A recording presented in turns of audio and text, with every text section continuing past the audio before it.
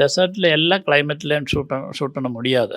Because டெசர்ட்னு கேட்கும்போது நம்ம அது ஹீட் அதிகமாக இருக்கும், சூடு அதிகமாக இருக்கும் தான் நம்ம நினைக்க. அதுக்கு மேலே தான் கோல்டு.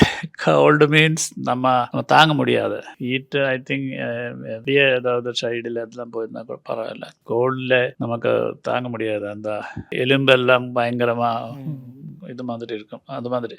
ஸோ ஒரு 2-3 months தான் மேக்ஸிமம் இந்த அவுட்டோர் எல்லாம் ஷூட் பண்ணதுக்கு. ஸோ நெக்ஸ்ட் இயரில் 2020 தான் நெக்ஸ்ட் ஷெட்யூல் ஸ்டார்ட் ஆகுது. பட் அதுக்குள்ளே பிரதி ஒரு 31 கிலோ ரெடியூஸ் பண்ணியாச்சு.